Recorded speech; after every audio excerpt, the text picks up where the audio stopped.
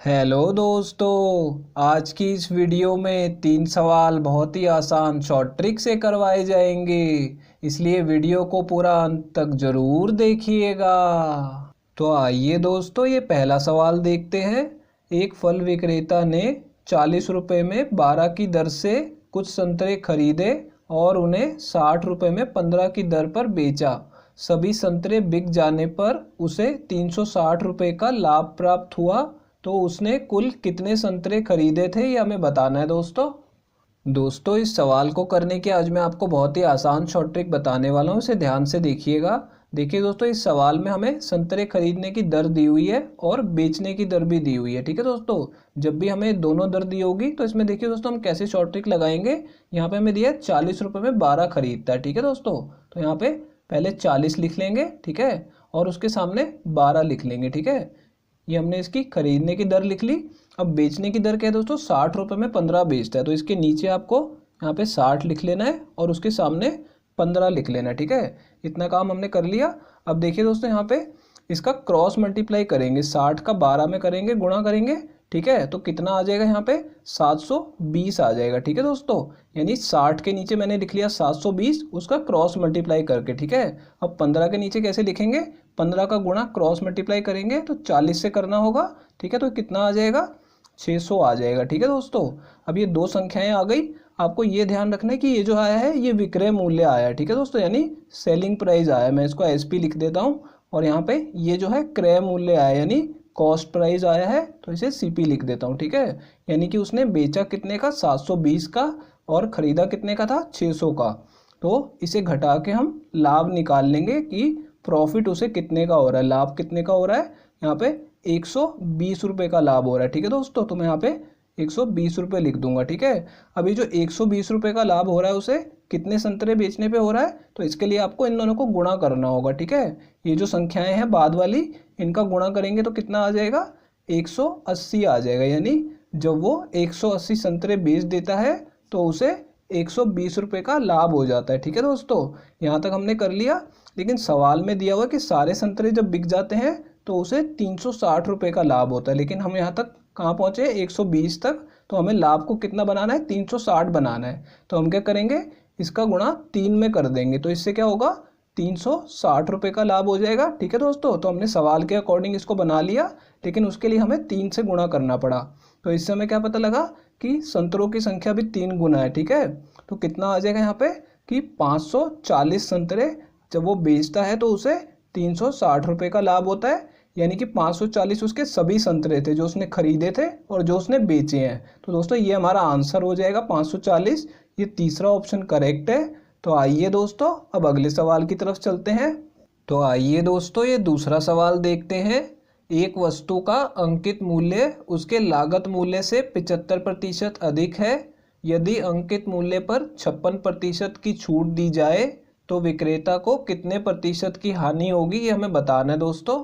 तो देखिए दोस्तों, इस सवाल में क्या बोला जा रहा है कि एक वस्तु का जो अंकित मूल्य है उसके लागत मूल्य यानी क्रय मूल्य से 75% अधिक है। यानी दुकानदार ने क्या किया दोस्तों, क्रय मूल्य पे 75% की वृद्धि करके उसका अंकित मूल्य निश्चित कर दिया। ठीक है, अब उस अंकित मूल्य पे वो 56% की छूट दे रहा है, यानी 56% की कमी कर रहा है। तो देखिए दोस्तों, इसमें क्या शॉर्ट ट्रिक लगेगी, यहाँ पे मैं आपको लिख के बता देता हूँ। यहाँ पे दोस्तों आपने इस ट्रिक के बारे में सुना होगा, x + y प्लस में एक्स वाई का गुणा। ठीक है, और इसे भाग कर देंगे 100 से। ठीक है दोस्तों, तो ये वाली ट्रिक हमारी इस वाले सवाल में भी लग जाएगी। बस आपको ध्यान क्या रखना है दोस्तों, यहाँ पे पहले उसने लागत मूल्य पे पहले वृद्धि की है। ठीक है, उसके बाद वो कमी कर रहा है। ठीक है, तो यहाँ पे 75% की वृद्धि की है, तो यहाँ पे x की जगह पे प्लस का 75 लिख देंगे। ठीक है, प्लस नहीं लगाना होगा, सिर्फ 75 लिख लेंगे। उसके बाद यहाँ पे 56% की कमी की जा रही है, तो यानी y क्या होगा हमारा, -56 होगा। ये आपको ध्यान रखना है दोस्तों। ठीक है, जहाँ वृद्धि होती है वहाँ प्लस आता है और जहाँ पे कमी होती है वहाँ माइनस आता है। ठीक है, अब इसी तरीके से इसे आगे लगा देंगे, यहाँ पे 75 और गुणा में -56 लगा देंगे। ठीक है दोस्तों, y की जगह पे, और भाग कर देंगे इसे 100 से। ठीक है, अब देखिए दोस्तों, इन दोनों को 25 से काट देता हूँ मैं। यहाँ पे 25 से काटेंगे तो 4 आएगा और इसे 25 से काटेंगे तो 3 आ जाएगा। ठीक है, अब इस 4 से 56 को काटेंगे तो 14 पे कटेगा, यानी -14 आ जाएगा। ठीक है दोस्तों, अब इन दोनों को हमें गुणा कर लेना है। ठीक है, तो 14 × 42 हो जाएगा। तो यहाँ पे माइनस का 42 आ जाएगा नीचे, क्योंकि कुछ भी नहीं बचा। और इन दोनों को मैं ऐसे का ऐसा लिख देता हूँ आपको समझाने के लिए, ठीक है। तो यहाँ पे देखिए दोस्तों, माइनस का 56 है और माइनस का 42 है। तो पहले इन दोनों को जमा कर लेते हैं एक बार, ताकि आपको समझने में आसानी हो। तो इन दोनों को जमा करेंगे, 6 और 2 8 आ जाएगा, और 5 और 4 9 आ जाएगा, ठीक है। यानी कि हमें 75 में से इसको 98 को घटाना है, तो यानी माइनस में आएगा हमारा आंसर। कितना आ जाएगा ये? माइनस का 23 आ जाएगा, ठीक है दोस्तों, -23%। अभी जो माइनस है ये किसको दर्शा रहा है? हानि को दर्शा रहा है, ठीक है। यानी कि उसे 23% की हानि होगी, ये हमारा आंसर होगा दोस्तों। तो ये तीसरा ऑप्शन करेक्ट है। तो आइए दोस्तों अब अगले सवाल की तरफ चलते हैं। तो आइए दोस्तों ये तीसरा सवाल देखते हैं। एक किताब का क्रय मूल्य 320 रुपये है, तो उस पर कितना मूल्य अंकित किया जाए ताकि 20% की छूट देने के बाद भी विक्रेता को 25% का लाभ प्राप्त हो जाए। दोस्तों इस सवाल को करने के आज मैं आपको बहुत ही आसान शॉर्ट ट्रिक बताने वाला हूँ, इसे ध्यान से देखिएगा। देखिए दोस्तों, सवाल में क्या बोला जा रहा है कि 20% की छूट देने के बाद भी उसे 25% का लाभ प्राप्त होना चाहिए, ठीक है। जब भी आपको ऐसा सवाल आएगा तो क्या शॉर्ट ट्रिक लगाएंगे? देखिए दोस्तों, यहाँ पे छूट का प्रतिशत क्या है? 20% है, ठीक है। तो यहाँ पे छूट है तो आपको 100 में से 20 को घटा लेना है, ठीक है। तो 100 में से 20 घटाएंगे तो कितना आ जाएगा? 80 आ जाएगा, ठीक है दोस्तों। और यहाँ पे देखिए 25% का उसे लाभ चाहिए, ठीक है। तो 100 में 25 को जमा कर लीजिए, तो कितना आ जाएगा? 125 आ जाएगा, ठीक है दोस्तों। तो यहाँ तक हमने कर लिया। अब इन दोनों को अनुपात में ले लेना है, ठीक है दोस्तों।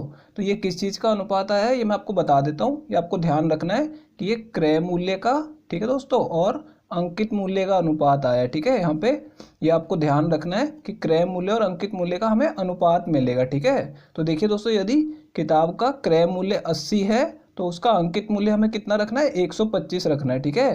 लेकिन ये रुपयों में बात नहीं हो रही है, अनुपात में बात हो रही है, ठीक है। रुपयों में हमें दिया हुआ सवाल में कि क्रय मूल्य कितना है? 320 रुपये है, ठीक है। अनुपात में उसकी वैल्यू 80 है और रुपयों में 320 है। तो देखिए दोस्तों, इसके सामने मैं यहाँ पे 80 के सामने 320 रुपये लिख दूंगा, ठीक है।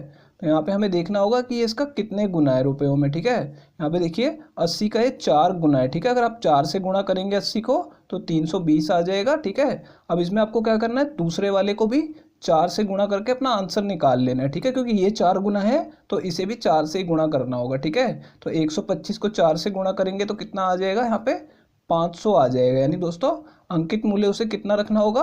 500 रुपये रखना होगा। यही हमारा आंसर होगा। ये तीसरा ऑप्शन करेक्ट है दोस्तों अगर ये वीडियो आपको पसंद आई हो तो इसे लाइक कर दीजिए। और दोस्तों अगर आप लोग चैनल पे नए हैं तो चैनल को सब्सक्राइब जरूर कर लीजिएगा। और दोस्तों नोटिफिकेशन बेल को दबाना बिल्कुल मत भूलिएगा। तो दोस्तों इस वीडियो को यहीं ख़त्म करेंगे। आपसे मिलते हैं अब अगली वीडियो में।